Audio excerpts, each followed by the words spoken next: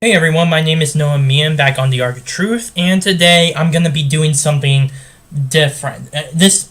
From time to time, I'm gonna be talking. I talk about stuff that is not happening in the United States. In fact, I prefer to look at other stuff around the globe. Like say, for this video, I'm actually going to be talking about three things.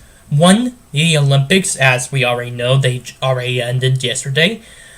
Two, Italy and the upcoming election on March 6th. And three, possibly my favorite because I dislike this guy and everything that he does, Justin Trudeau on his recent Indian trip. And trust me, it was a mess. So here's what I'm going to start first. The Olympics. As we already know from back on June 9th, I think it was, that the Olympics started. Kim Jong-un's sister, Kim Jong-yam, I think it was, basically met with South Korean President Moon Jae-in and even was part of the opening ceremony of the Winter Olympics. Everyone hailed it as somewhat of a good thing for some unknown reason, despite the fact that the North and South Korea have been basically in this kind of conflict for at least 7 decades as a result of, hear this, the North invading the South and constantly threatening South Korea, Japan, and the United States. And now, yeah. So anyway, they basically just eat her up. Kim Jong-yam, I think it was, again. And they even went so far. CNN even went so far as to print out an article saying that if there was an Olympic sports based upon diplomacy, she would win the gold medal. Really, it's really stupid that they actually did that. It's basically they're endorsing the regime. Now, it's getting way crazier, especially with how these two gay men, how they've actually been trying their best to stay away from the Donald Trump administration and that sort of thing. And what I mean is, I don't remember their names because I'm not going to even bother at this very point and give them the satisfaction. But one of them did not want to shake the hand of Vice President Pence, and he definitely had major criticisms of him. Say what you want about Mike Pence, that is completely understandable. But this is you're representing your country. You're not representing your ideals. You're not representing your ideology. You're representing the United States of America, whether you're gay, straight, whatever. This is the country you're supposed to be representing, not your political beliefs. Not at all. And yet these guys actually continue to do so anyway. To continue on, this same guy, I think it was the same guy, actually posted that when he was skiing, he broke his thumb, saying that he's happy, it's a silver lining because he no longer can, shake hands with Mike Pence at the very end. I'm serious, it's pathetic. Really. Just pathetic. You get into the Olympics, and instead of acting like an Olympian, you act like an asshole. Just great. But I want to get further into this. Ivanka Trump, Donald Trump's daughter, basically she went into the closing ceremony, and actually she had a few pictures with a few of the athletes, and for a little bit it was actually pretty good. But on Twitter there was some anti-Trump bullying, especially from this one girl. I forget her name. I'm sorry, I didn't really watch the Olympics too much, but this definitely does catch my attention. She was a silver medalist, and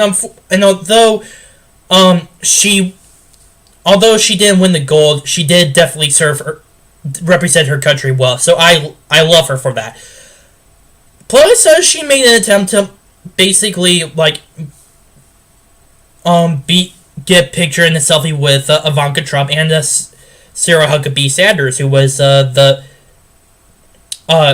press secretary for the Trump administration. She basically put in a tweet saying that despite whether or not we like our politics, we should be happy for what's been going on, especially since this is the Olympics we're talking about. We're celebrating it, and yet everybody is just going on about this stupid anti-Trump rants. It's annoying. There are times when it can be funny, but this is not one of them. It's just, why is it that I don't understand why people tend to focus on Trump so much instead of focusing the bigger picture on everything else, like the Olympics, or maybe like elections coming up. I don't know, something bigger. It's always Trump, Trump, Trump, and it's like it's becoming obsessive compulsive disorder. And that's saying something, considering I'm a guy with obsessive compulsive disorder. That is actually pretty funny. But yeah, it's just, I don't know what's going through people's heads sometimes. But to continue on, Italy, as probably many of you heard, Italy is going to be having some elections coming up. Considering what's been going on in Europe for the last few years, this is becoming a make or break point. Considering this is a make or break point for the European Union itself. Currently, since the UK will be leaving anytime soon from the European Union, Italy will be the third largest economy in all of Europe. Or, well, at least in the EU. The problem is, their economy sucks. They have at least $2.3 trillion debt. And not only that, they have at least a youth unemployment of around 20 to 30%. It's that big. It's like Great Depression levels. I don't know I don't recall what the youth unemployment here is in America, but I'm positive that it's not that high.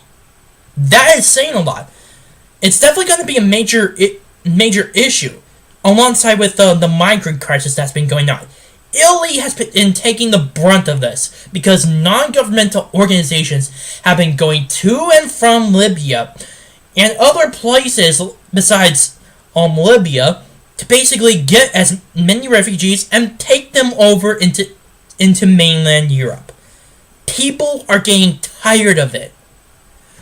And this is completely obvious, because there was this newspaper called, I think it was called the Liberal Press. Kind of funny, actually, but anyway. They actually said that this one Somali or Niger refugee came after this woman who was, I think, in the post office, and while she was in labor, attempted to rape her. And not only that, there were several murders allegedly by other migrants as well. This is becoming a tipping point for Italy. Most polls are actually showing that right-wing parties are actually going to be very successful in Italy as a result of the elections, which will come up. Let's see here. It's currently February 26th. It's gonna be coming up tomorrow, a week from now. By tomorrow, a week from now. But this is still fresh in people's minds. Here's my opinion. Or no, here's my prediction. the right-wing parties are seriously going to capture the parliament of Italy. They are going to be dominating this. And I can be sure about that, not just because on the issues, but because on how they have mixed up the electoral process. 40% of the seats which are currently being contested in the election are actually going to be single member district kind of seats. Basically, whoever wins the most votes wins that seat.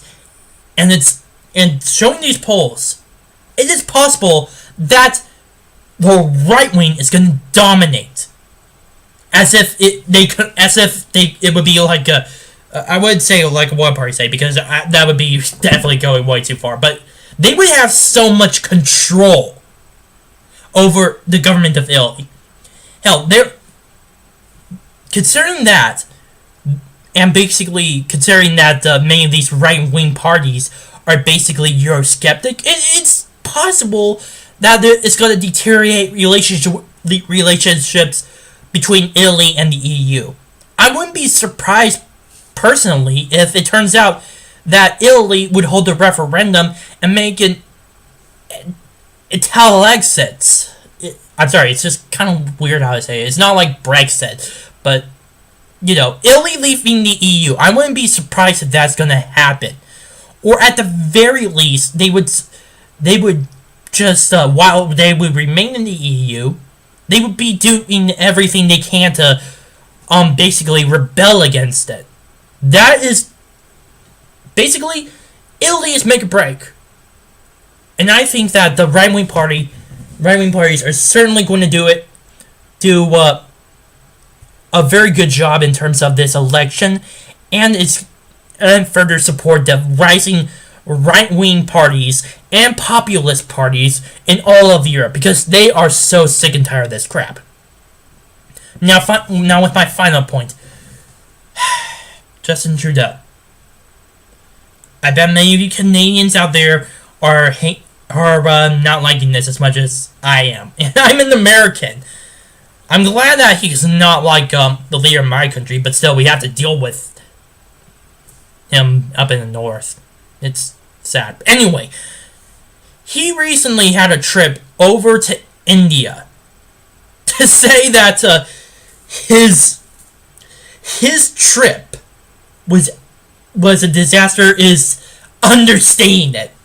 When he arrived, he wasn't greeted with a grand military formation or the Prime Minister himself. No, there was no military formation out there to greet the Prime Minister, and the only minister that actually came in there was, I think, either the University of Education or the Minister of Education or the Minister of Agriculture. I don't recall which one, but that doesn't stop there.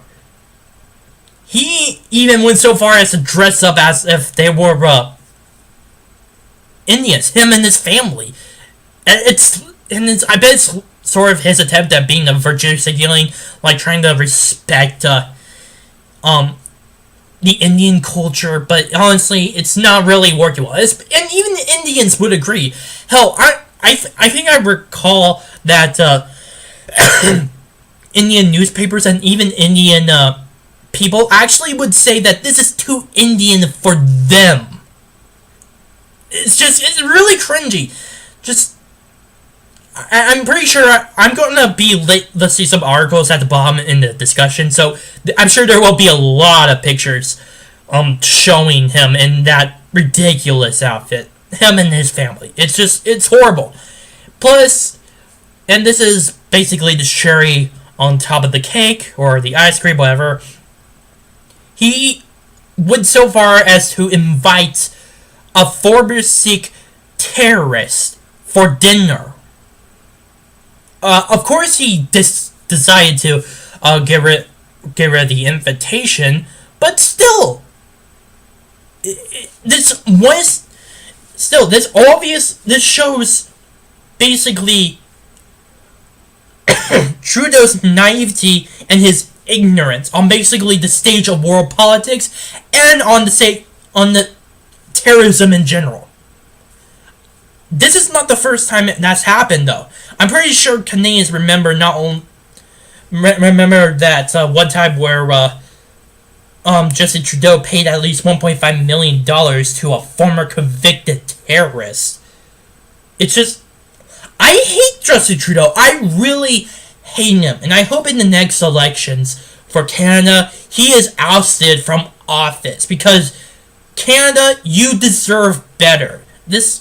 Honestly, Trudeau is he's just making you look bad. He's making you look pathetic, and the fact that how far he went through in this Indian trip clearly shows that you should be doing something different. You should have a different kind of prime minister. I don't care if it's a liberal or conservative or a new Democratic Party. Somebody who at least has a good understanding of politics and is definitely not like Justin Trudeau in any way. Doesn't virtue signal and cares so much about his country. Oh, and hates terrorists as well. Because we already know that Justin Trudeau loves the idea of reintegrating terrorists Canadian citizens who became terrorists back into Canada. I'm not even kidding this. He actually said those words a while ago. I don't recall when, but I'm going to actually show you another channel from Paul Joseph Watson where he actually talks about his comments from him saying people kind, which is another matter entirely. But I will be listening on the bar below. Long story short, Canada, you deserve better. You really, really, really deserve better than that. My name is Noah Mia from the Arc of Truth. Please post comments down below, share this with your friends, subscribe, and like this video.